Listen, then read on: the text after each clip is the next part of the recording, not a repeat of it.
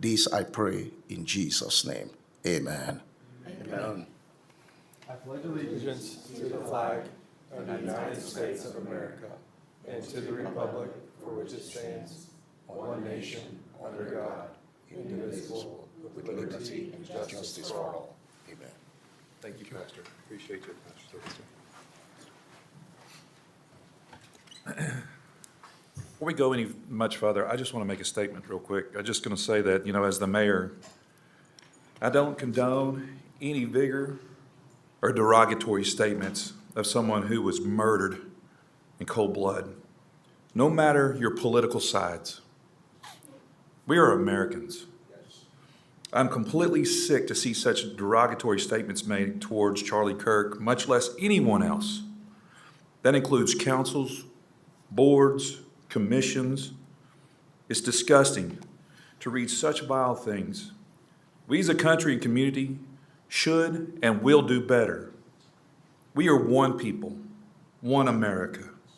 No matter your race, your creed, your religion, who you love, or whatever, we can do better. For in the Bible it says, in 1 John 4, 7 and 8, Beloved, let us love one another, for love is of God, and anyone that loveth is born of God, and knoweth God. He that loveth not knoweth not God, because God is love. So beloved, let us all love one another. Yes, Mr. Mayor, I wish also to offer the following public statement in light of the recent murder of Charlie Kirk and the vile comments on social media implying support for this important event. As representatives of the city of Colleyville, this council, and our staff, I wish to make it clear that we will not tolerate those who celebrate such violence, whether they do so directly or indirectly. Instead, we will celebrate Mr. Kirk's life and mission to open a dialogue with those with whom we do not agree. I think it's important that our staff members recognize that we have a responsibility to the city of Colleyville to represent our community in the most positive light. And how we represent ourselves on social media and taking action that even implies support for such terrible, terrible actions by an individual has no place in the city. Thank you, Mr. Mayor. Thank you. I agree with you. Thank you for taking that stand.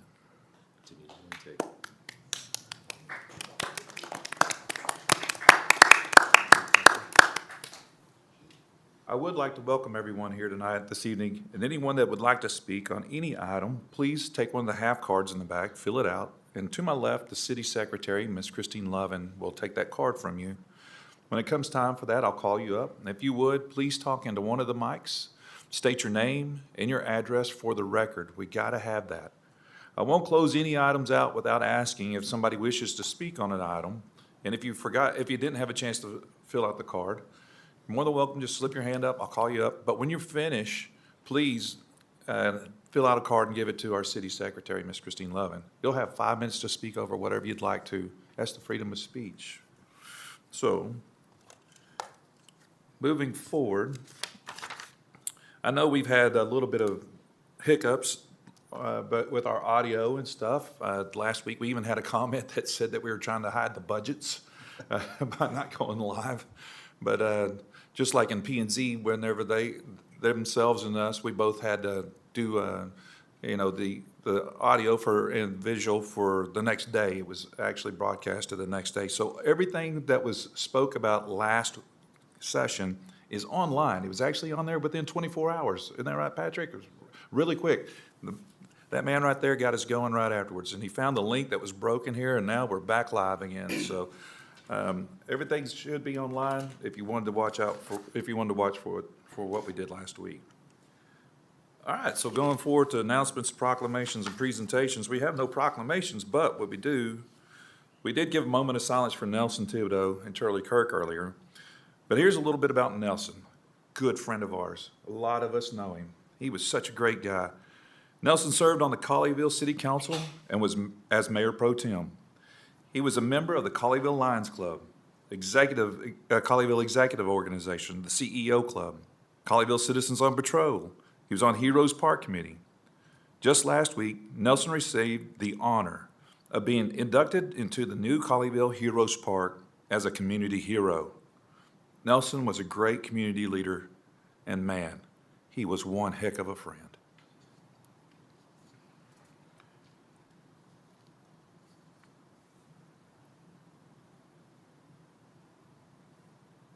I'm gonna have to skip me, Brady. Hang on. All right, so we have firefighters update. Last week, the Colleyville Fire Department responded to a house fire. While fighting the fire, 3 firefighters were injured. All 3 were transported to the hospital. Fortunately, none suffered life-threatening injuries.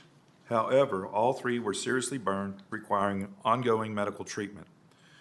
We are blessed to have an exceptional first responders who put their lives on the line to protect each of us.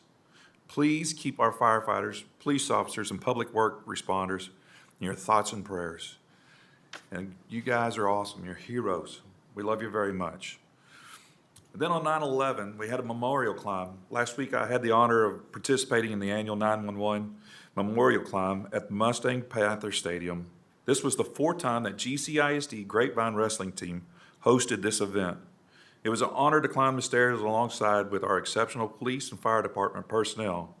Thank you, GCISD, for hosting this event as we honor and remember the lives of those that are lost as a result of the attacks on 9/11, 2001. I will say that I only climbed about half the stairs because I got a really, really bad knee, but I did walk the track to make up for some of it. But it was really moving to watch these people go up and down the stairs. We even had firefighters in full gear. We had police officers, Colleyville police officers in full gear. And, you know, it was breathtaking to watch the whole thing and to participate in this. So, you know, may we never forget 9/11 and what this country suffered through. I have a sales tax update. Sales tax collections received in September for July sales were flat with a 0.21% decrease over last year's September collections. However, each month's allocation includes audit collections that vary depending on completion of the reviews by the auditors. When considering the audit adjustments, $9,142 for September 2025 and $5,634 for September of 2024. It is obvious the year-to-year comparison is a bit of a misnomer. When compensating for the adjustments, we see a 3.17% increase in sales tax collections year over year. Noteworthy is the fact total collections year-to-date are $243,894, or 4.57% higher than the year-to-date through September of 2024.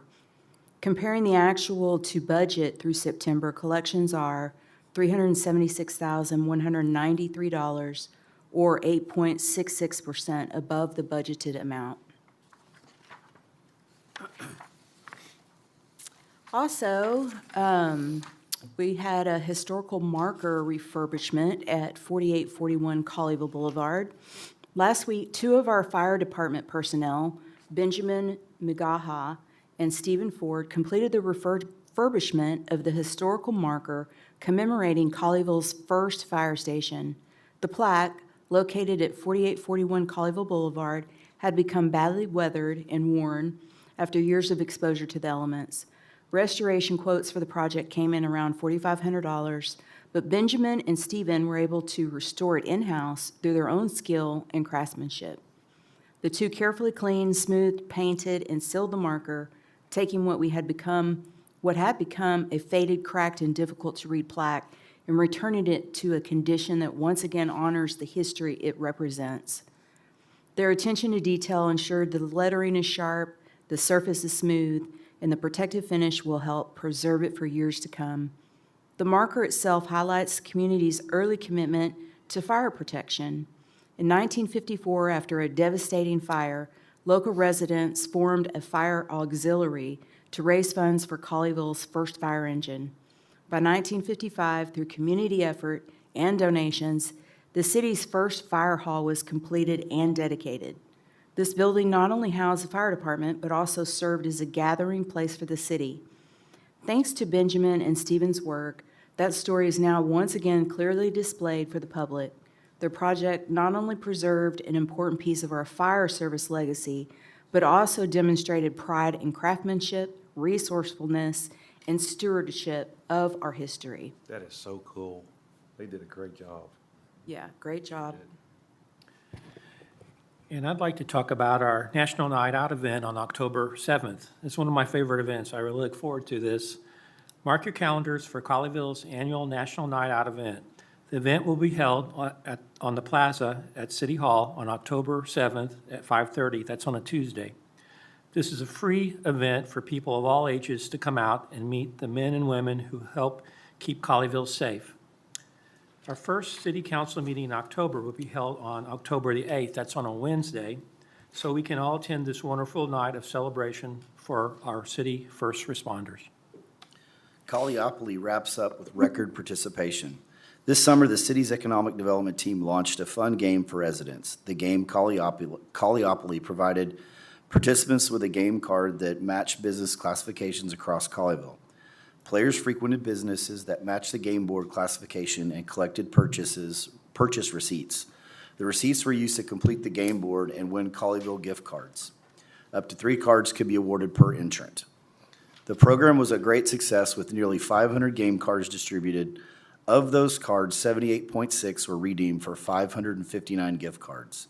The participation in Colleyville Economic Development Game highlighted the enthusiasm of Colleyville residents for shopping local and exploring businesses all across town. Thank you to everyone who played, participated, and helped make Colleyville such a success. Shout out to Colleyville Center team for yet another fun economic development opportunity for our great city. Ben, didn't you have an idea for the game instead of it being Colleyoscopy at one time? Yeah. Collinsopoly. That's for the over 50 Collins, crowd. yeah, that, Collinsopoly, yeah. we gotta have fun. Yeah. Speaking of fun, This is gonna be Boot Scooting Saturday night, September 27th. Be sure to mark your calendar for Colleyville's second annual Boot Scooting Saturday night event. This year, the evening of country dancing and live music will take place on September 27th from 7 to 9 at the Plaza at City Hall. The live music will be performed by Luke Combs Cover Band. I think you caught us off on that. That was great. And how Well, am I supposed to follow it was a that? little heavy in here, so. You know what, Mayor? That's such a great event. I think we should have Ben do that every session. That's Even him when we don't announcing even it. have Why it. wait till, you know? We'll have, set the date for next year and he just do it every week. I know. Yes. Guess we'll start a countdown. Only 300. That's greatness. And I get to follow that by talking about the Economic Development Forum. All right. Monthly, the Colleyville Economic Development Team hosts an Economic Development Forum at the Colleyville Business Center. This event draws diverse audience of residents, commercial real estate professionals, publishers, and local business owners. At our last meeting, the team reported strong market conditions with commercial occupancy rates at 93%. Leasing activity continues with 461,626 square feet of new business activity in 2025 alone.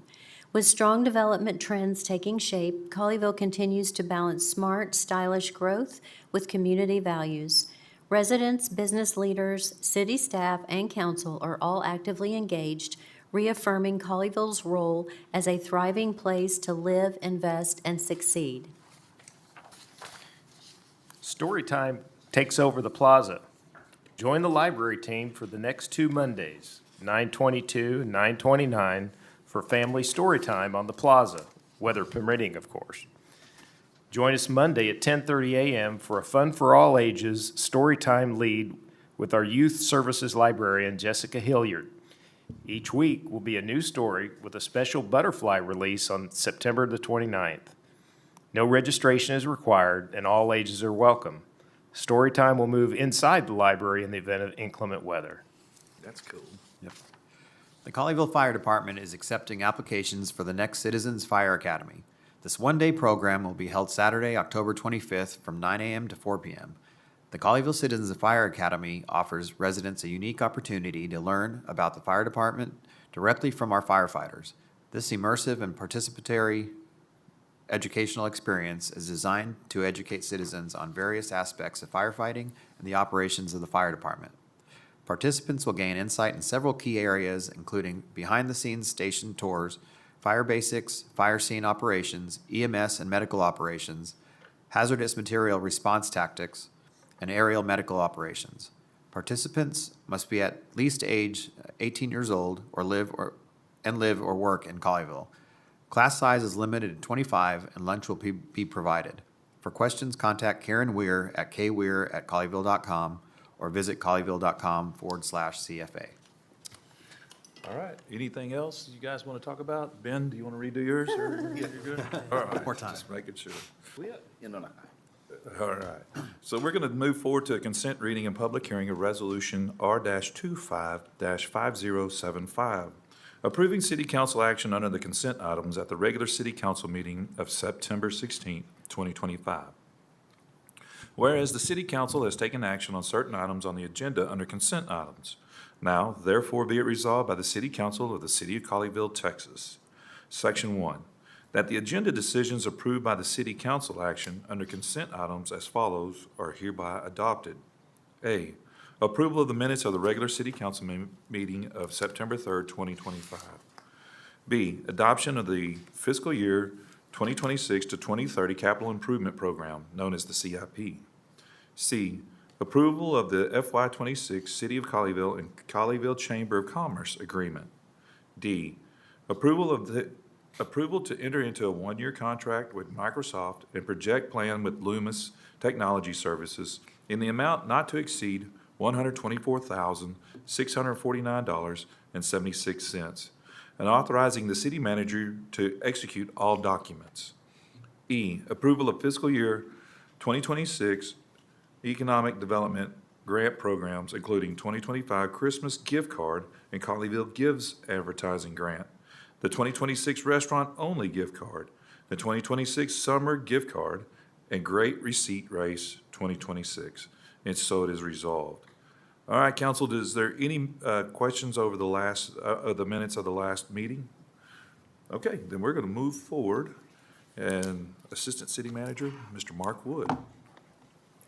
Good evening, Mayor and City Council. Tonight, I'm going to talk to you about the next five-year CIP, or fiscal year 26 to 30 CIP for the city.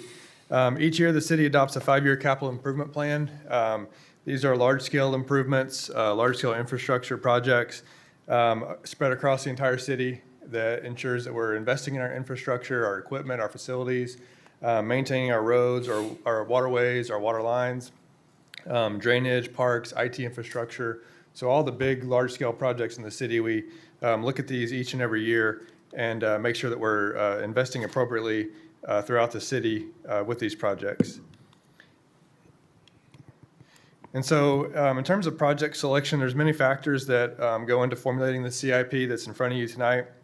This leadership team of the city manager's office, begins these discussions really throughout the entire year, but early on in the formal budget process back in March. And we look at a variety of factors. You can see them on the screen: the condition of our assets, risk management, long-term vision, available funding sources, the use of the asset. But it really comes down to prioritization. We look at a lot of different studies that we have. We have master plan studies for our water and wastewater, our drainage.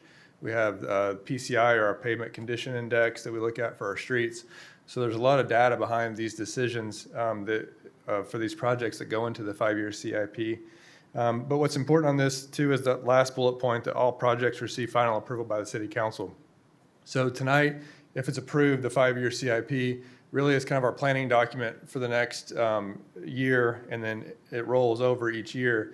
But each project, it's not a one-time approval tonight. Each project comes back to the City Council for approval. So if design of a road is in the CIP for next year, that design comes back to the City Council when all the documents are ready to go for council approval.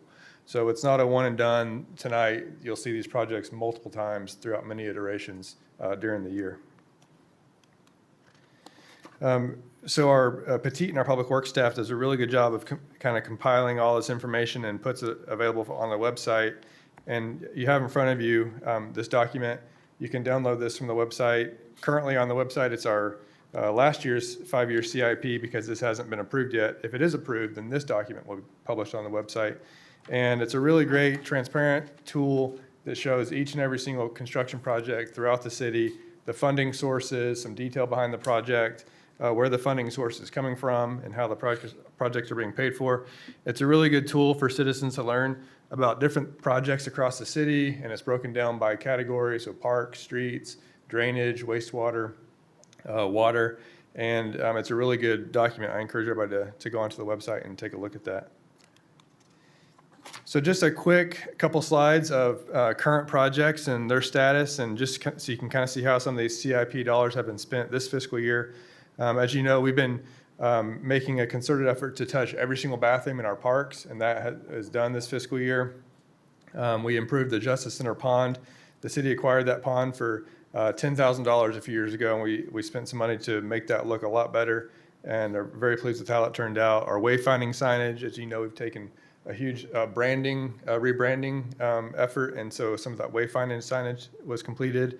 And then beautification projects throughout the city. Our parks team, our beautification team, led by Lisa and Joe, have really made an effort to really beautify almost every single corner of Colleyville. And you can see some of those photos on the right hand of this slide. As you know, Heroes Park, just to our south of City Hall, is well under construction. We were looking out of our office today, and it's just amazing the amount of work that's taking place there and how that's taking shape and going vertical. And it's looking fantastic, and that will be done soon. Next is some of our streets. We so much appreciate our partnership with Tarrant County, with Commissioner Kraus and Judge O'Hare. Our partnership with Tarrant County to resurface roads throughout the city saves our taxpayers a lot of dollars. We provide the materials, and the county provides the labor. That ends up saving the city about 40% on these projects. This past year, we were able to finish completion of Terra subdivision roads. We did quite a few roads in Saddlebrook, as you can see on the screen. And that's funding is included for next year in the CIP for these projects as well. The pictures on the right is a great example of how, yes, we do allocate funding for a lot of these large-scale projects, but we also try to look in-house when we can to do these projects to save our taxpayer dollars. On the right-hand side is underneath Heritage Bridge. We received a report from TxDOT that the bridge was in serious need of repair. It was getting close to having to be shut down by TxDOT. We read the report, and a consultant told us it was going to be about $500,000, a little over $500,000 to hire this project out and finish it.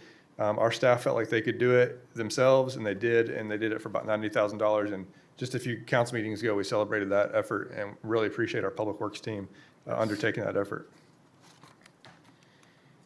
And then finally, some large-scale utility projects from this past year. Pecan Park Phase 1 drainage. That is kind of in the area of Ponderosa off 26 behind Caliber Collision. Some really kind of drainage issues that need to be addressed there. You're well aware of the Tinker Road project, water wastewater replacement, as well as road resurfacing. That should be wrapped up this fall. And then our Public Works emergency generator, that was grant funded. And then Woodbriar and Quillcrest water Phase 1 was completed this year as well. That was a really large-scale water wastewater project that also had the street resurfaced once that was done, and that was about $4 million. I mentioned the grant for the generator. That is one of our strategies with these funding sources, is to aggressively pursue grants. And in the past few years, we've been very successful to the tune of to $30 to $40 million worth of grants that we've received for some of these projects. And so that brings me to the current, or what will be the current CIP if it's approved tonight, for 26 to 30. And again, this document will be available online if it's approved. And so I'm just going to kind of go through the first year of that CIP, the FY26 projects. I'm not going to talk about every single one of these, but I just want to call your attention to a few of them. In sum, all these projects total $33,601,488. So that's all funded with cash. So that's across all funds in our CIP. And in fact, the 5-year CIP in total is funded with cash. And so that's just a great testament to the City Council and your leadership on cash funding these projects, and really, conservative budgeting that allows us to do that. Hey, Mark. And that 5-year total is $112 million. Yes, sir. Did you say cash? Absolutely. Fully funded? Fully funded with cash. Wow. Yes, sir. Wow, great job, everybody. Some people don't take cash anymore. No, We do. we got that, yeah, we got our own vault, yeah. So just a few highlights on this screen. You can see in the drainage category, the Bedford Road low water crossing design. We received a grant from Congresswoman Beth Van Dyne's office for the bridge replacement, so the design will start this year. So we very much appreciate her office and their continued support of Colleyville. 2 lines down below that, you see the Regional Stormwater Enhancement Grant Program. We talked about that with council at the work session. We'll bring the formal adoption of that program back later this year or early next year, but funding is included for neighborhoods that want to increase or improve their drainage, blue line streams. So this is regional drainage, not individual lot drainage, but regional drainage issues, and they want some partnership with the city. Under the equipment, we continue to invest in our public safety. You can see body-worn cameras, LPRs, license plate readers, our radios for our public safety first responders. You'll also see the category on there for library makerspace. The construction part of that is done, and so the equipment portion is next. And so that's a brand new program and offering from our library, which will have sewing machines, engravers, 3D printers, those type of things where you can kind of go in and make stuff and tinker with things. And we think that's going to be very popular. On the right-hand side, we continue to invest in our own house, our own facilities. We are adding awnings at the Parks facility and City Hall South parking lot. Last year, when that big hailstorm came through, our vehicles suffered significant damage. And so we will need this to protect our own equipment. We're going to do some restoration of the stone out in the plaza and the loggia by the fountain. It also includes some investment in our recreation center with replacing some of the 12 to 15-year-old air conditioning units.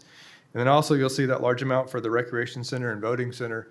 This is a commitment to the west side of the building where that open lot is, so has nothing to do with the referendum, but on the opposite side of where that referendum of the building where that was going to take place, we have some money to redo that voting center to make it more usable. That building is in really bad shape, but also incorporate a playground, a splash pad, different elements to make that kind of a nice family environment in addition to voting. And then also investment in our IT infrastructure as well. So security, reliability with our IT infrastructure. It also includes a website redesign on the bottom of the line of that IT area as well. So looking at refreshing the city's website. The next slide is about Parks and Recreation projects, so $8.3 million in Parks and Recreation. Of course, Heroes Park will be wrapping up this year. We have money to improve Badeau House, or not improve, but add Badeau House landscaping. And you'll see the Business Christmas Light Grant Program. The City Council had approved that last meeting. We actually just got our first application in yesterday. Awesome. And so we look forward to getting that going. Flags at the northern and southern gateways, and likely the Main Street gateway area as well. And so that will be in the CIP. And then again, I mentioned the playground splash pad. You see kind of in the middle of that column or that list for 1.65. That goes along with that rec center voting building project. It also includes investment in our park signage, continuing to that branding effort throughout the entire city. And it also includes all of our tree programs. So our Parkway Tree Grant Program, our tree trimming, and all different kinds of beautification programs throughout the city. And then finally, sidewalks and trails, we continue to invest in sidewalk connectivity and pedestrian mobility. This funding is really designed to complete gaps in our sidewalk infrastructure. And then streets, we have the Cheeks-Barger design, which continues. That's from Heritage to Bedford. That's the big project. And so that design continues next year. We have the Heritage right-hand turn lane, which we received money from Tarrant County for. And so that construction will begin. And then again, our street maintenance program will continue with $1.25 million in our partnership with Tarrant County. On the right-hand side, we have a few large vehicles, the street sweeper. We need to buy a new one of those. That's about $400,000. We use that literally every single day, up and down streets, in and out of neighborhoods, making sure our city remains clean. And that keeps not only the city looking great, but it also keeps debris and things out of the drainage system. And then finally, utilities, Pecan Park Phase 2. I mentioned Phase 1 was done this past year. Phase 2 will begin next year.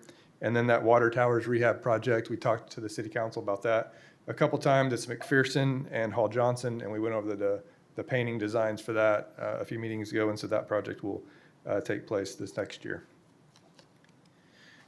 So again, this is a lot of numbers on the screen. Don't expect you to read them all, but the important part is at the very bottom of the screen. All these numbers here are in the black, all paid for in cash, and all end up with positive balances across all of our funds. The funds reading across are the Capital Projects Fund, impact fees, utility funds, CCCPD, CEDC, TIF. All the funds end up positive in cash with all of these large-scale CIP projects that we're proposing for next year and the next 4 years after that. Happy to take any questions. Questions? We are blessed. Yeah, more of a compliment. Just what a great job you guys have done putting this together, and then just how impressive it is to see how much has gotten done over the recent years, especially this last year. And just driving around recently, how much it's really changing the way, keeping the feel, but changing the accessibility that we have to our city, like the new sidewalks. I don't know if anybody's had a chance to see the recent pours, but it just looks so great, and it's going to be able to connect so much more of Colleyville together, which we all know I'm a big fan of. But what a great job you guys have done managing the money, presenting it in a way where everybody can understand it while being responsible at the same time. I'm super proud of everyone that put so much work into it. Yeah, and Councilmember Graves, our engineering department and our public works department really deserves a great compliment for taking all of this information and putting it into this document. If you hadn't get a chance, residents, we encourage you to take a look at it. It literally goes through every project, tells you a little bit about it, gives you a great summary of all the different efforts over the multi-year plan, and it's a great publication as well. And there's a map that goes along with it for projects that are actively under construction, so you can actually go and get updated information as well. And so, interactive map, publication of documents, great information sharing from the department. I will share that last Tuesday, I believe, when was Heroes Park meeting? Thursday, okay. Boy, they're all running together. We were stopped out in the parking lot by a 50-year plus resident, Lewis Miller, who was handing off all kinds of accolades of what has happened to the city in the last 10 years, about how great we've made so much great progress, and doing that with cash, like we said, and the progress, but also keeping the Colleyville charm. So that's a tip of the hat to all the council and staff and everybody. And I'm so proud to be able to put this type of budget out and say, hey, look, we're funded for 5 years. And actually, I like to say 7 years, because I think we're even going to drag it out that far. But it's a great accomplishment to our wonderful, beautiful city. Okay. Thank you, Mark. You got the next one? I've got the next one too. All right. Yes, sir. So this item is for our annual agreement with the Chamber of Commerce. We very much appreciate our partnership with the Chamber and their support of our local businesses and our efforts to help our local businesses and invest in them any way we can. We appreciate the Chamber coming alongside us in that effort. So this agreement is just our annual agreement. We provide the Chamber $9,545, and in return, they provide sponsorships and tickets and things like that worth about $15,000. They also staff the Colleyville Business Center for us on a day-to-day basis and manage that center. We also provide IT support for their computers at our business center, and then we also provide in-kind use of the Colleyville Colleyville Center for their monthly luncheons. And so it's a great partnership, and we appreciate their investment in our businesses. Absolutely. They're a big part of our community, and as a matter of fact, they're starting to grow again, so that's really cool. I saw some new businesses come in at the last chamber meeting, so it's pretty cool. They're doing a great job. Okay, so next up is the ISM manager, Mr. Patrick Stotts. Good evening, Mayor and Council. Today, we're going to go over real quickly the project we have with our Microsoft licensing and our email migration. As we spoke in the work session, this is to replace our current licensing for Windows 10 and Microsoft Office as we move into the Government Creative Cloud environment for municipalities. Essentially, what we have here is just a summary of one of the charts that we looked at. It goes over the cost for on-premise versus two of the vendors that we were discussing on cloud migration processes. Essentially, we want to go ahead and move forward with our vendor C there, with the first year cost being $124,649.76. Were there any unanswered questions from the work session or anything else y'all would like to ask? No, I think you did a great job doing your due diligence and getting all the bids, and we would just appreciate you doing that for us. Happy to do it. Well, if there's nothing else, that's all I have. So, Okay. thank you. Thank you, All Patrick. right. Thank you, Patrick. All right. Mark, you've got the last one, too. Got the last one too, yes, sir. Yes, the fun one. So this item is for approval of the fiscal year '26 economic development grant programs. We wanted to bring all these kind of at one time to help us plan these out. We get calls throughout the year, hey, are you gonna do this one, are you gonna do this one, are you gonna do this one? And so this will kind of answer those questions and allow us to plan out the calendar year and tell people yes, if it's approved. And then also help us, in the design and the kind of the administration of some of these programs. It'll just help us be a little more efficient. So if this is approved, this would be the gift card program for this Christmas, the restaurant only in the wintertime that we do whenever it's really kind of a slow period for restaurants. And it'll also be the gift cards for next summer. This would also include the Colleyville Gives program for this holiday season. As a reminder, Colleyville Gives is sales tax businesses can receive a $1,000 advertising grant. If they donate $500 to a nonprofit, then we double that to $2,000. And then the receipt race we wanted to kind of bring back. We did this back 2018, 19, and 20. This is a partnership with our PTAs where it's sort of like the old school box top program. PTAs collect business receipts from Colleyville businesses like they do box tops, and the PTAs that have the most business receipts receive a donation from the city to their PTA.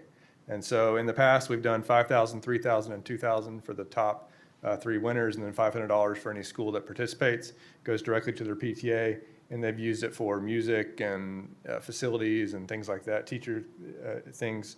And so it's been a really nice partnership with the PTA. These programs have been going on since 2018. They're really kind of a staple of our economic development program. And like I said, we get questions all the time, not only from people, but also businesses. Hey, when's it coming up and are you going to do it? And I've got some really great numbers I want to share with you right quick. So on the gift cards, since 2018, the city has provided $5,389,220 of investment into our local businesses through our gift card program. And that includes this past summer. We're still receiving a few that we expect to come in, but that's almost $5.4 million invested into our local businesses through that program.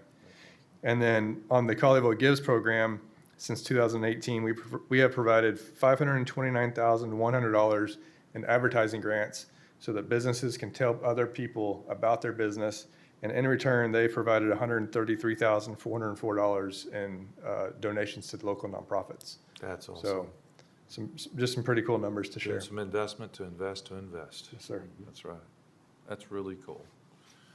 Any questions for Mark or anything? Okay, well, thank you, Mark. I did want to say something that I meant to say earlier when we were talking about the CIP. I wanted to give a shout out to TxDOT, the Congresswoman Beth Van Dyne, County Commissioner Matt Kraus, and then COG Michael Morris for all the things that you guys do. Y'all probably get tired of me beating your door down, but I'm gonna keep beating it down for some funding. I'm not a salesman, but I like doing this for some reason, trying to find money. So, thank you guys for all that you do, and ladies, because you guys have helped out Colleyville so much with so much money to help us out through these projects. And man, it means a lot to us in our community. So tip of the hat to you. All right, so I'm gonna open a public hearing. A public hearing is open. Would anybody like to speak on any of these items? See, nobody wishes to speak, so I'm gonna close. I need a motion in a second, please. Motion that we adopt resolution R-25-5075. A second. All right, I got a motion by Councilman Graves and a second by Councilwoman Holt Gunderson, or Gunderson.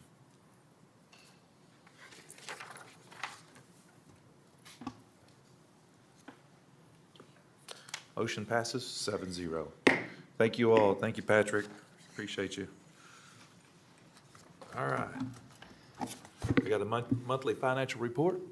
Ms. Cassie, you get to take it away. My first round to talk to you this evening.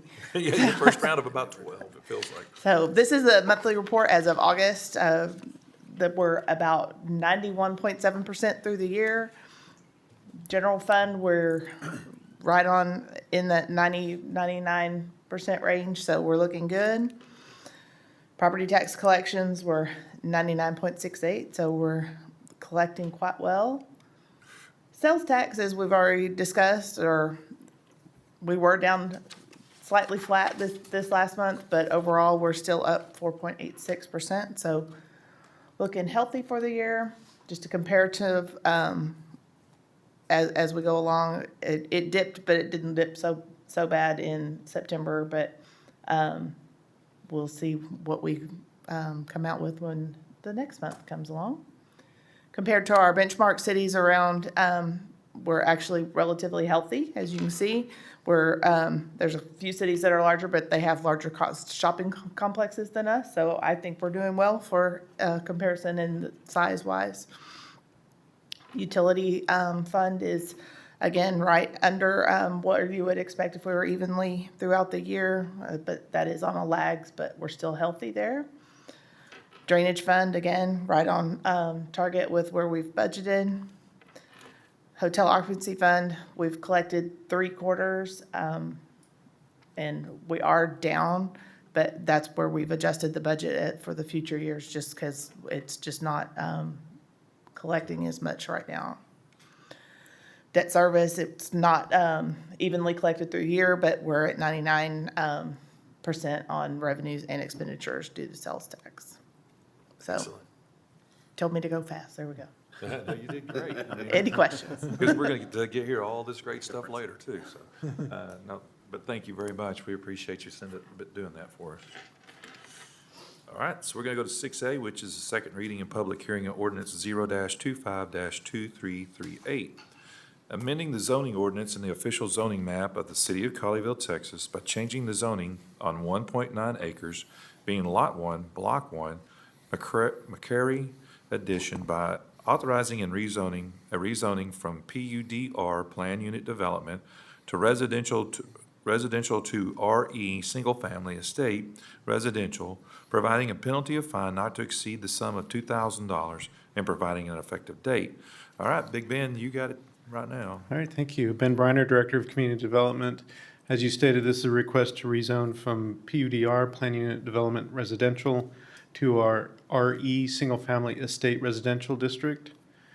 So McCain Lane is at the end of Kingston Drive and Ponderosa Lane. It is currently zoned PUDR, and it is designated for residential use on our future land use map. The intent is to rezone this property to our residential estate district.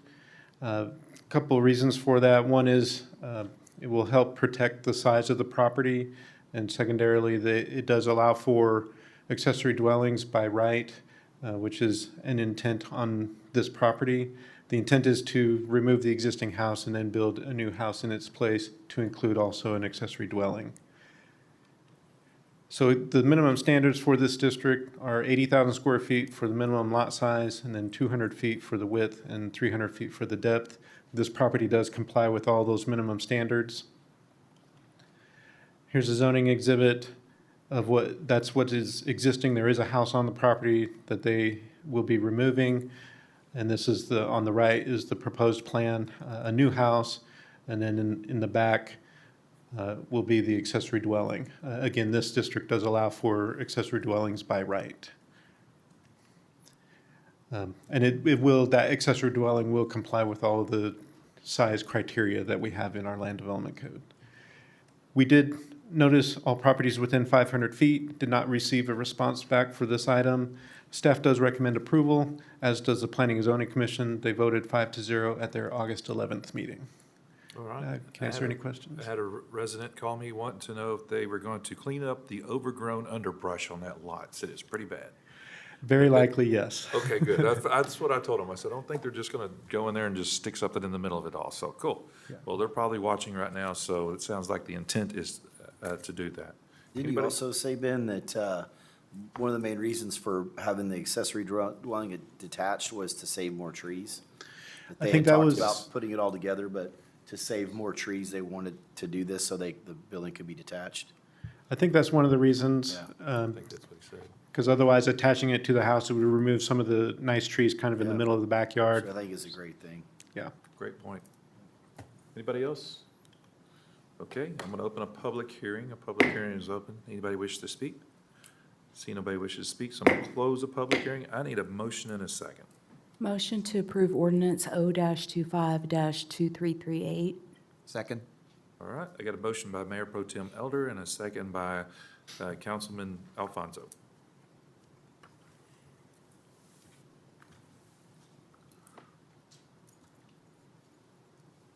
Motion passes 7-0. Okay, moving to the next. Thank you Thank too, you. bud. Let me see.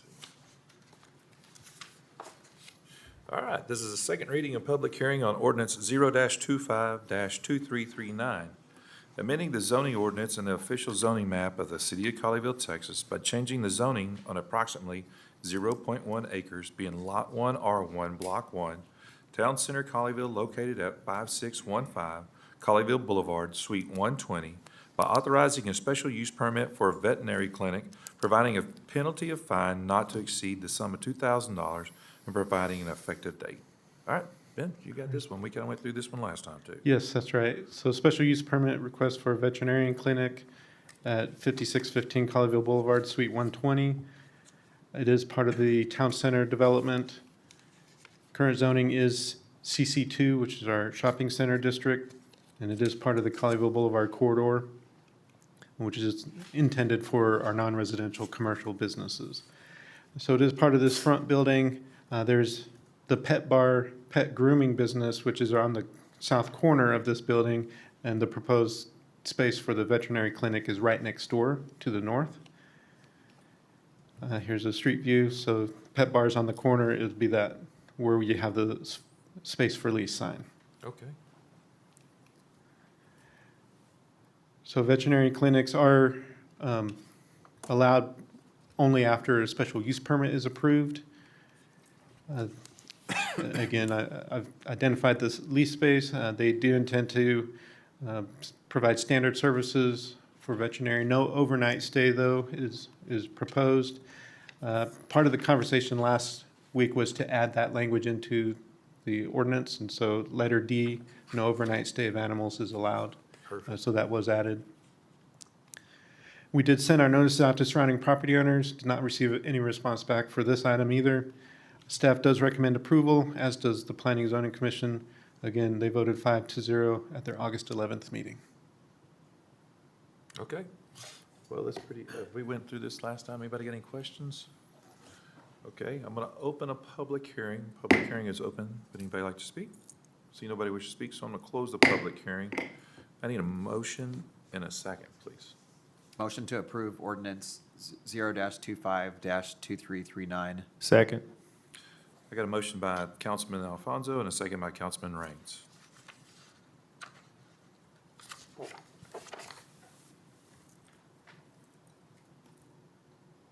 Motion has been approved, 7-0. Cool. All right, so we're going to go to a second reading and public hearing of ordinance 0-25-2340. An ordinance amending and replacing Chapter 7 sign regulations of the Land Development Code, providing a savings clause, providing a severability clause, providing for an injunctive relief, providing for a penalty of fine not to exceed $2,000 for each offense, and providing an effective date.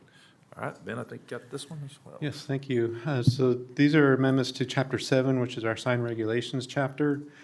We've gone through these a few times, Yes. work session as well as first reading last time, so hopefully we'll be able to go through these rather quickly. This first item, first amendment is just a minor language change.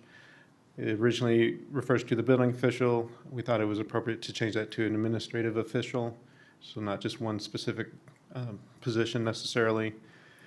Also under our exempt signage, adding letter Q for curbside pickup, reserved parking, and to-go signage. Typically, those are just right in front of the parking space, so not intended for drive-by traffic. In talking about our monument signs, and specifically the reader board, changeable reader board, electronic message signs, right now we require the message to remain static and can only be changed after 30 seconds. So adding an exception for schools, they are allowed to change the message after 15 seconds. And so that similar language in our institutional sign regulations as well. This is for multifamily signs, just clarifying the language. I realized we didn't have actual language that specified the maximum area, so adding that into the text and updating the image to match what we have in the Land Development Code text. This chart is just updated with all of those changes as well. Institutional signs had a line for off premises, which we don't allow, so removing that completely. So this is for kind of attached signs, wall signs. We do have the awning sign allowance. So what you see in the red, no awning shall advertise any products or services and will only identify the name of the business, and the awning sign shall be in lieu of a wall sign. And then specific for wall signs, this is a policy that we've been using for several years now, but this actually codifies it. You're allowed one wall sign per occupied space per building frontage. They must list the business name as the primary feature. A secondary feature in smaller font may be used as such as a business slogan or address, but they shall not be used to advertise products or services that the business offers. And then in number 1, just correcting the grammar as far as calculation for the maximum area. And then starting with number 5, in order to try and get more consistency between signs, so limiting the colors, no more than 3 colors to be used. And then in 8, if they choose to use a cabinet sign, then only where the letters are would allow for the light to shine through during the evening hours. The rest of it would have to be opaque. And then number 9, development wall signs. So in like a strip center or multi-tenant then development, then they would be generally consistent with each other. Okay.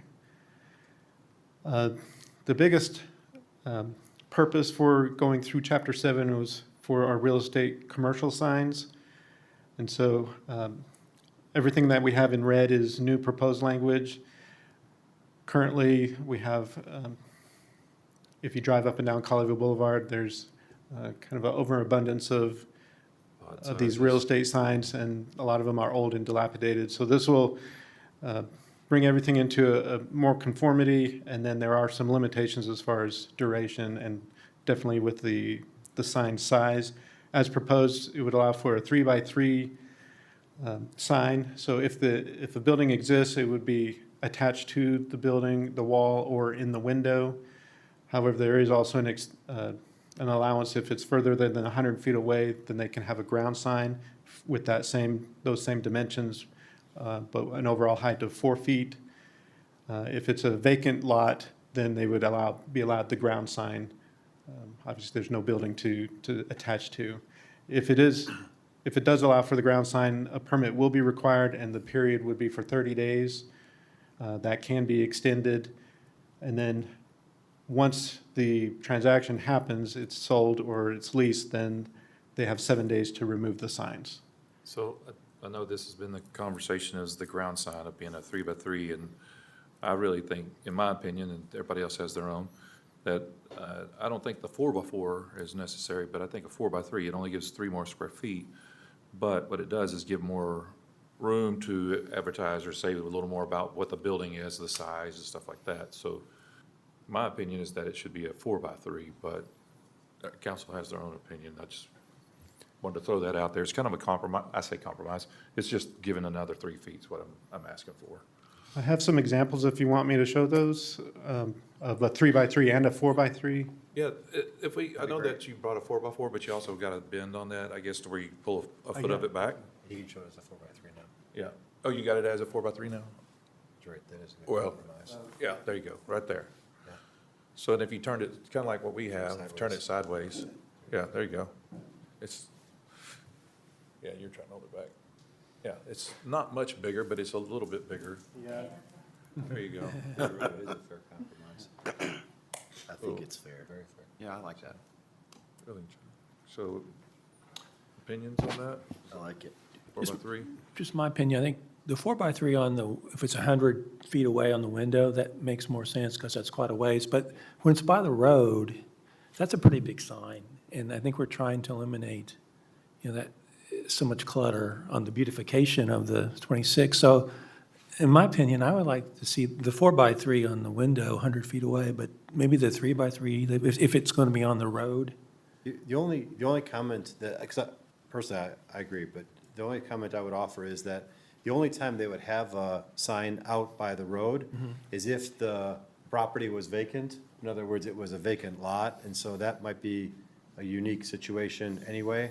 Or if the building itself was more than 100 foot back off the road. And so in both of those situations, that would be more the exception than the rule, because most of our buildings are within 100 feet, including the centers. The centers are not allowed. So a good example, Market Street. If they have a vacancy in the back, they can't put the ground-mounted sign out by the road because they're under the qualification of the center. They can only put it in the window. So the only people that would be able to do that is a unique building sitting way back by itself or a vacant property. And so it was purposely written so that those were only, they were the exception, not the rule. Yeah. Because your point is well made. The sign everywhere along the road was cumbersome and Yeah, so maybe there wouldn't be a lot of occasions where there would be a 3x3 at the road, but in the case that there would be a few, maybe that's, for me, it's more appropriate. But I'm okay with the 4x3 at the window. I don't know how everybody else feels, but, no, I'm not disagreeing with you. I'm Yeah, just yeah. saying that they're not Yeah. the norm. They're more the exception. Yeah. I definitely agree. And I'm more flip-flopped on that, to be honest with you, 3x3 in the windows, and then, because it just seems like that's 4x3, not laughing at you, I'm like about how big that would be in the window, a 4x3, but out front, instead of having those 8x4s and stuff like that, that's what I'm talking. That's even better yet, where you're saying that the 4x3 only applies to the ones that are the signs that are for the vacant lots or the 100-foot back on the property. In the window, they stay 3x3. Yeah, no, that's what I'm That's saying. even better yet.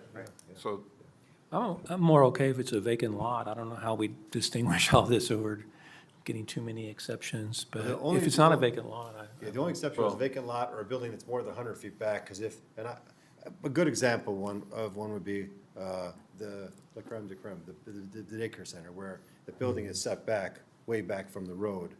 That would be an example, I think, of a building that's back far enough. But most of our properties are close enough to the road where they would not be allowed. They'd only be allowed to put sign in the window. And what the mayor's saying is the sign in the window stay the 3x3, only the sign when it's allowed to be on the parkway or near the parkway for a vacant lot or a 100-foot back be a 4x3. Okay. So that seems like a very fair. and I'm just saying that because sometimes those signs will get lost in a big open field, kind of like how Yeah, yeah. we have that one piece. And it's just big enough to see, but it isn't so gaudy out there to where it's like, some of the capstones ones we've seen out there and this and that. And I'm not picking on capstone, I'm just saying, some of those are just ridiculous. So I'm glad we're cleaning this up, but yeah. Did you get that, Ben? Yeah, Signs so in the windows would stay I 3x3. think it would this would be the only Yes. Okay. number I would have to change. Right. Right. Yeah, I'm okay with that. Yeah, Okay, cool. okay. Sorry.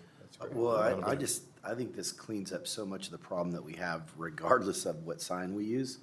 Because we're forcing them to be removed Yeah. and limiting what can be put up. I think a lot of the problem that we all don't care for is the length of time that they can stay out there, the disarray that they're in, and there's no teeth to be able to tell them to pull them down, and that's gonna eliminate so much of it. Well, and the big center that has one location in the Yeah. back corner that's always been difficult to rent allows them to put a sign out in the main corridor that implies the center is suffering, and so. Right. So what happens to the existing signs? Are they gonna be somehow notified or whatever? Yes, we would reach out to them and let them know that the ordinance has changed and that we will be enforcing it. In the case of somebody who is then has a right to put a different sign up because of one of the other provisions, they would be given the opportunity then to apply for that and go down that road as well. But yeah, the goal would be that, I would think it's reasonable to give everybody 30 days notice. And after that, then say, okay, now we need you to conform with the new standards, and here they are. And then after that, if we have any issues, code enforcement will reach out to them. Always give everybody a warning first, try to seek compliance rather than violation, and then go from there. So that will be code enforcement that will be monitoring that? Yes, Because I code- know it'd we be have code some enforcement. signs up right now that have been there forever that probably should come down. Yep, that's correct, yep. And We'll help them as well. on B. Thank you, the- Ben. The permit required for a ground sign, the 30-day period, that seems a little short. I mean, it seems like that would be a lot of extensions. If it's, we said there wouldn't be too many ground signs, right, in this scenario, so is that just, I mean, should it be longer, like 60 days or 90? I mean, I'm not trying to overdo it, but it seems a little bit redundant. We could do longer. I mean, Is it because your point is well made. What would happen is they would just be renewing 30 days, 30 know. days, 30 days. But then if they fell into disarray, or if there was a problem with them, or that, they didn't look right, then they'd be saying, well, you're not gonna get the 30 days unless you come into compliance. But you're right, that could easily be 60 days or 90 days and not be so outrageous. Let's do that to where it's not so cumbersome. Let's do 60 days on that. I think that's a great idea, and then that'll maybe take a little bit off of those guys. We've kind of got to rewrite this now. Well, I say rewrite it. We got to just adjust it already, so right now is the time to adjust it before we get it signed, so. Yeah. Okay. Okay. I think that's yeah, there you go. Yeah, oh, that was that sign, by the way. There it is. There's Yeah. my sign. I keep talking about it. Yeah. But that's a 4x4. That was a 4x4, yeah. By the way, that property is available if anyone's interested. Feel free to- Is that for sale by Mark Woods or Mark Woods? Yeah. So I want Oh, code great. Now I enforcement to can't get it go off of enforce there. the rules on this sign. We'll write him a letter real quick. I cannot Mark clear to put his that. picture on there. Oh, there it All right. goes. A few others, so window signs, just requiring them to come in for review to make sure it's in compliance. Updating the chart, so this will obviously be modified a little bit as well. For pole banner signs, should be limited to private property exclusively. This is one regulation that we're excited about, having language for dealing with obsolete signs. Sometimes a business goes and they don't take the sign with them, and so this would allow us an opportunity to have them remove the signs when they become obsolete. And then the final is with commercial wall murals and public art murals. The change was that these will come before city council. We had debated staff review and approval, but we heard that you guys would like to see these, and so change that language. All of these will come to city council for approval. Cool. And those were the changes. Staff does recommend approval of the amendments, as does the Planning and Zoning Commission. By a vote of 5-0, there was a little bit of discussion about matching the residential, but at the first reading, we made them match the commercial standards, Okay. the residential, yeah. All right, any questions? Okay, I think it's a smart move to get those signs off of those vacant buildings anyways. That way it lets other people know that that building's for rent or sell, or, just gives that persona that it needs to be taken care of. So, with that being said, I'm going to open a public hearing. Public hearing is open. Anybody want to speak? See anybody wishes to speak, so I'm going to close the public hearing. I need a motion and a second with the amendments. I'll make a motion, we approve ordinance O-25-2340. I'll second. All right, and that's with those provision, or those changes. Yeah, do we need to list them? 4x3, and then also the. 60 days. 60 days.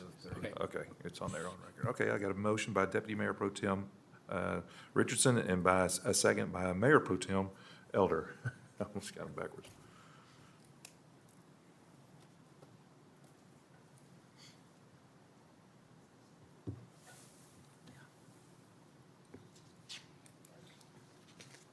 Motion has been approved, passed 7-0.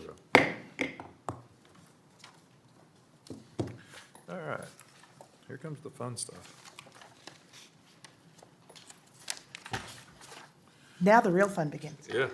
So this is the second reading and public hearing of ordinance 0-25-2341, amending section 3 of ordinance 0-24-2293 of the fiscal year 2025 budget amounts for the transfer of general fund, utility fund, and drainage utility fund operating surpluses to the capital projects fund, utility capital projects fund, and drainage capital projects fund, and authorizing the city manager to transfer unspent FY '25 budget appropriations from one department to another if expenditures in a department exceeded the adopted budget on September 30th, 2025. All right, Ms. Cassie, you got it. Okay, no presentation on this. This is just standard work that to fund those CIP projects, that we transfer those excess amounts from those operating funds to the capital project funds. And those amounts will be determined once we book the rest of our stuff and close the year and book the audit entries. So, Usually that presentation comes in late November, early December. yeah, we're just kind of ahead of the game, getting Good, making The- it smooth the- and clean. ribbons out of the way there. One additional thing that's not normally in there is the transfer to the debt service fund. This was presented with the budget last year, but it was just not included in the ordinance. So we're just trying to make sure that we've got all our, Ts crossed and Is dotted. Okay. Any other questions? I'll open a public hearing. Would anybody like to speak? I'm going to close the public hearing. I need a motion and a second, please. I'll make a motion to approve ordinance 0-25-2341. You drug your feet. Second. see? I got a motion by myself and a second by Councilman Alfonso. Draw McGraw. Yep. Started off slow, but finished quick. Motion passes 7-0. That was the fun one. It was so quick. All right, this is the second reading and public hearing of ordinance 0-25-2342, an ordinance approving and adopting the annual budget for the city of Colleyville, Texas for the fiscal year beginning October 1st, 2025 through September 30th, 2026. All right, you're back up. You might as well just park yourself up there, Well, I right? didn't stop. I'm not gonna be like Ben and go sit back down. That's- Again, just the highlights, we do focus when we're looking at the budget on fiscal responsibility, maintaining public safety, providing quality programs and services throughout our city, maintaining our infrastructure and keeping our city beautiful, allowing for recreation and enhanced open spaces, as well as economic development. We did adopt an increase to the homestead, so it's now 14%. That was done back in June, I think. I don't know. It's all been fun and running together. We do have one new staff proposed in this budget for cybersecurity administrator. As we've been presenting, we're moving into that realm of cloud-based, where that's going to be critical. So that's funded through our utility and our CCCPD fund. And then, again, even with the homestead and with increasing our taxes, as we'll discuss further, as we're still able to see a projected 2% savings on those homestead properties. So overall, our budget is proposing is $68.9 million in revenues, $68.6 in expenses. As you see, our general fund is our largest portion. Utility fund is the second largest, but some of that is a little bit blown out of proportion because of those TRA pass-throughs that we don't have any control over, but it does inflate that number a little bit as we'll see a little bit. I'll pull that out in a future slide.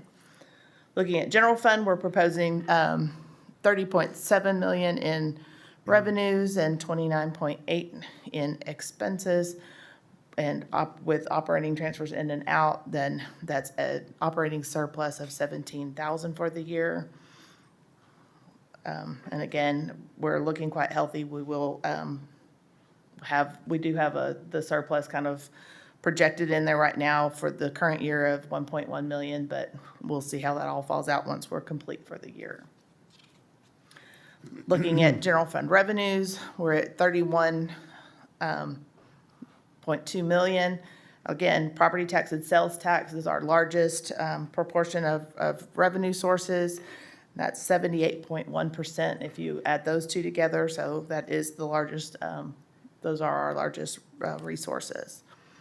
Comparing our expenditure budgets from the last year's expenditure budget, we're 31.2 million. Again, that's 2.2 million increase. The largest portion of that is due to salaries and benefits with the comp study, the increase in the health insurance, and the largest portion of that being due to our fire and police.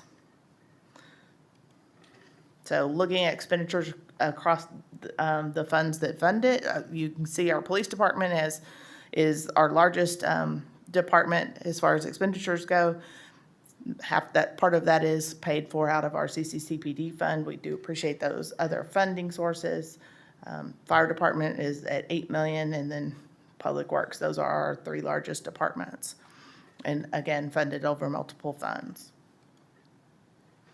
Our agency agreements, we're proposing 31.4 million, or 31,411. I know, I'm tired. It's been a long, Couple of zeros. long week. I was like, whoa. And in-kind donations of 16,000.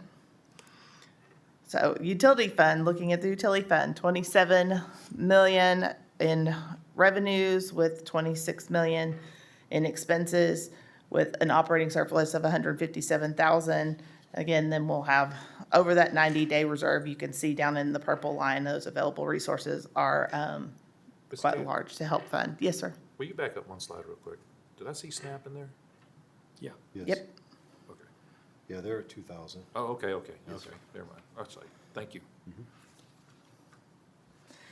So looking at the breakdown again at the utility fund where we break out those volumetrics from TRA, the operating without those is a comparison of only 291,000 increase as opposed to the 2 million.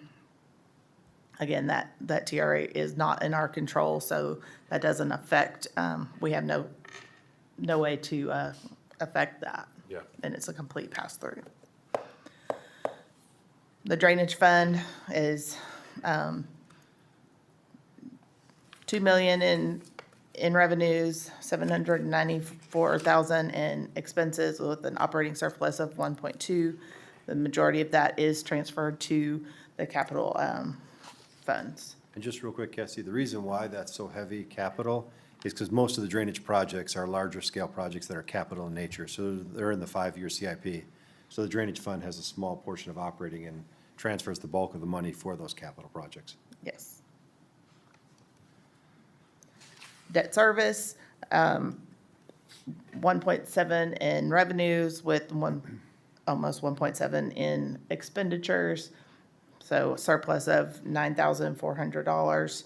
That really is just paying for the existing debt that is not new debt, just the existing debt that we have. The hotel occupancy fund, again, we talked at the last meeting about moving some of the expenditures as that fund is not producing as well as it was. We did move some of those expenditures over to be paid for out of our CEDC and in order to keep that fund positive. These are our miscellaneous special revenue funds, proposed expenditures in the green, and with surplus of 309,000 in total for all of them. And that's just funding some of our various ideas, again, library, parks, things like that. And then this is where we're at. Get adopted tonight if you approve, and then we will start our new year in a couple of weeks, which is exciting. Any questions? No questions? All right, so guess what I'll do is open a public hearing. Public hearing is open. Anybody wish to speak? I'll close the public hearing. Then I'll need a motion in a second, please. I move that ordinance 0-25-2342 be approved. Second. I got a motion by Councilman Raines, and then a second by Councilman Alfonso.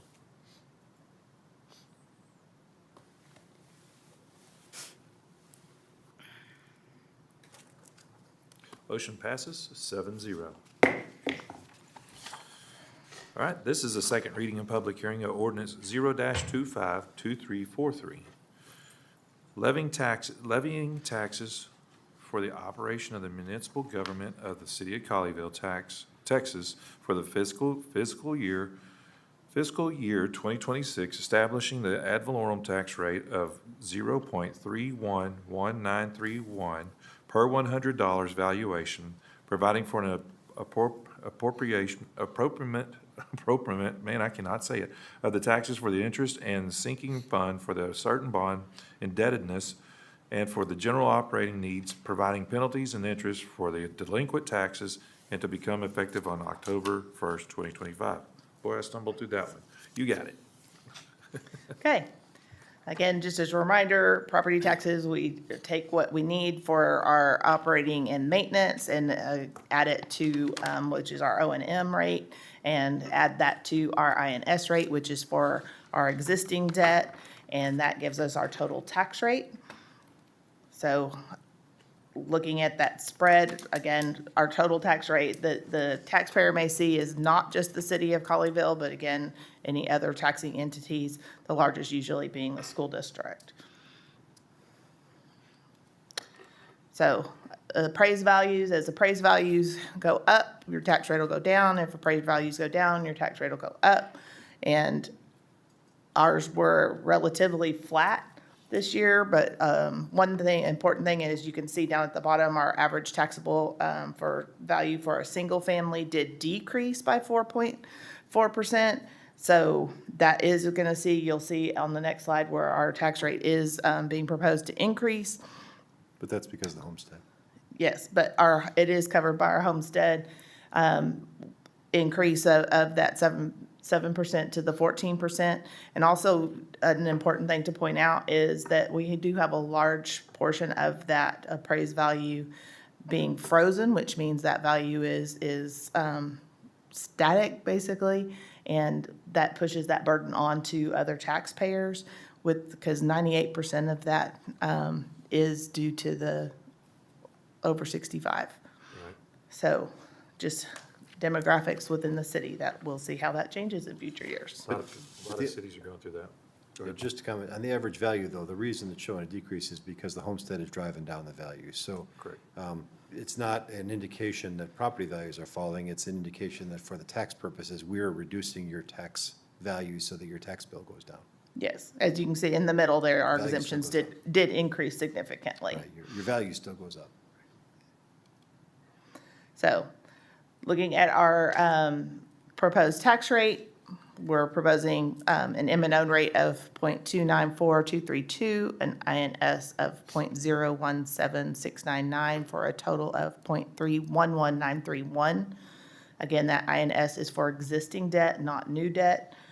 And maintenance and operation M&O rate is just to help us fund that operating budget that we just approved. So just looking at historically on what that looks like, our proposed rate, you can see there in the blue with the dotted line. If you look at the orange box there, that would be if we had not increased the homestead, that is what our virtual rate would be. Comparing our rates, as you can see, to our revenues, you can see back in 2018 to 2022, we adopted the no new revenue rate. That kept that revenue relatively flat. This is increasing our revenue by about $880,000. So as you can see, from 18.9 million to 19.8 million. Just real quick before you leave that slide. Yep. Quick. We're And at so, questions and discussion, so whatever we want to do. just real quick, just to kind of, no new revenue and homestead, I'm sorry, not there, homestead and homestead. So in those years where the homestead is offsetting, the revenue's going up, the rate's going up, but your property taxes on the residential property are staying the same or going down. And so it's a bit of a confusing Yeah. thing when you look at it that way. And so it's important to realize that rate is not always an indicator of whether your taxes are going up or down. I have a video out that was produced with the great help of our Assistant City Manager, Adrian Lothry, that explains this as well. So if you get the time, this is a little over your head, go watch the video. It really breaks it down. It's very short, but it's very detailed. Go check it out. It's really good to explain. Even though the number's going up, the value, or the taxes that you're gonna owe is gonna go down. So check it out. I watched it. It was very good. Huh? I watched it. It was very good. Yeah, thanks. Any questions? Just one other thing real quick, Cassie, can you go back 2 more slides?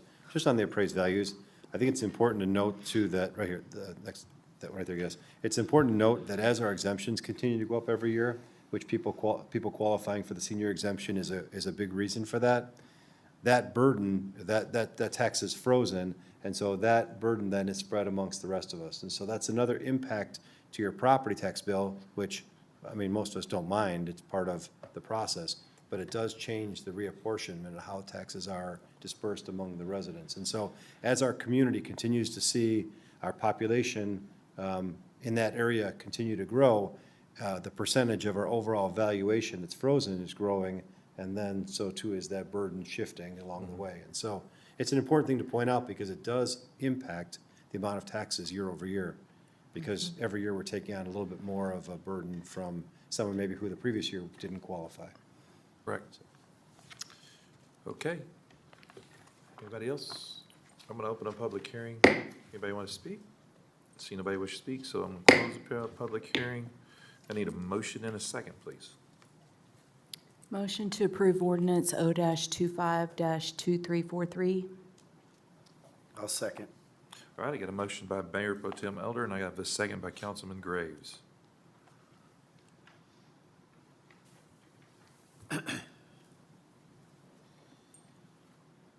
Motion has passed, 7-0. All right, so we're going to go to 6G, which is the second reading and public hearing of ordinance 0-25-2344. An ordinance amending Part 2, Chapter 2, Administration, Article 2, Finance Division 1, Section 2-26, Library Fees and charges for the city services of the Colleyville, Texas Code of Ordinances and providing an effective date. All right, Ms. Cassie, got it again.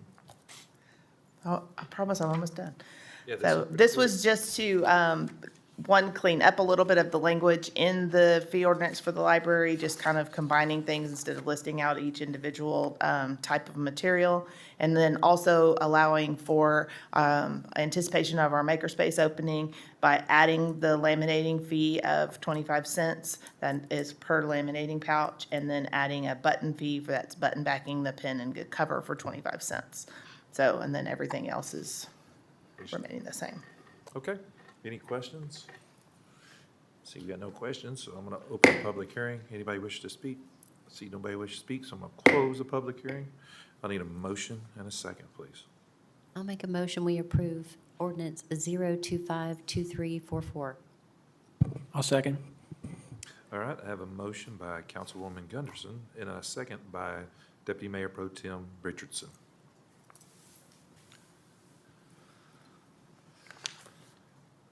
Motion passes 7-0. All right, 6H. Just a few more to go. Second reading and public hearing of ordinance 0-25-2345, amending Section 3, Service Charges of the Water and Sewer Policy and Procedure Manual of the City of Colleyville and providing for an effective date. All right, Cassie, take it away again. Okay, this one's simple. Just increasing the proposed rate for the water-based rate. The 1-inch meter is the most utilized meter of increasing that by 60 cents, increasing the wastewater amount by $1.07. So the overall base for the standard 1-inch meter would be a $1.67 increase. This is for the operating for the water or the utility fund. So, and as you can see, the other proposed increases are proportionate depending on the size. So just to clarify, our residents, our primary utility customer has a 1-inch meter. Under this proposal, they'll see $1.67 a month, not per 1,000 gallons, not volumetric, A per month. month. So that's what we're talking about. Yes. Yes, just to help us out on this. Yep. Yep. So it is. Nominal. Any questions for Ms. Cassie? All right, well, I'm gonna open a public hearing. Public hearing is open. Anybody wish to speak? All right, see nobody wishes to speak, I'm gonna close the public hearing. And I need a motion and a second. Motion to approve ordinance 0-25-2345. Second? All right, I have a motion by Councilman Alfonso and a second by by Mayor Pro Tem Elder.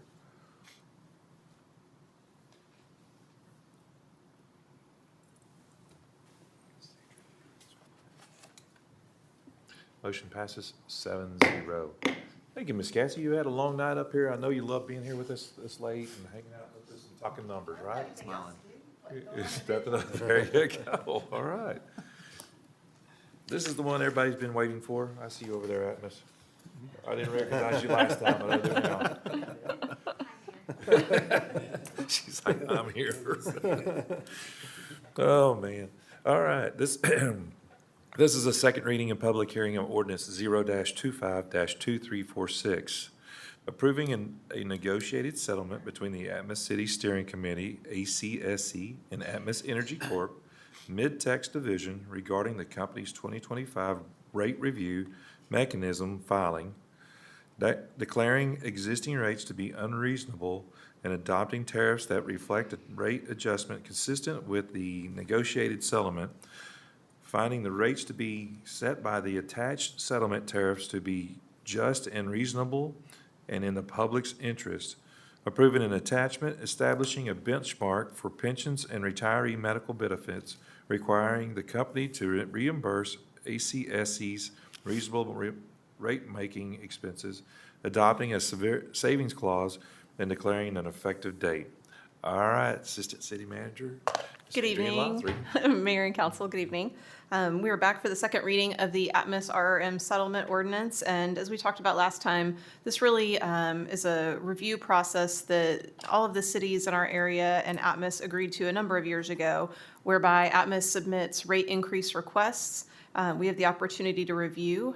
This RRM process gives cities an opportunity to intervene and review about the rate increase requests. The typical state authorized process does not allow for city participation, but for city participation in this process, there's really not an easy way for citizens and the average ratepayer to be involved and understand if what these rate increases being requested are really fair.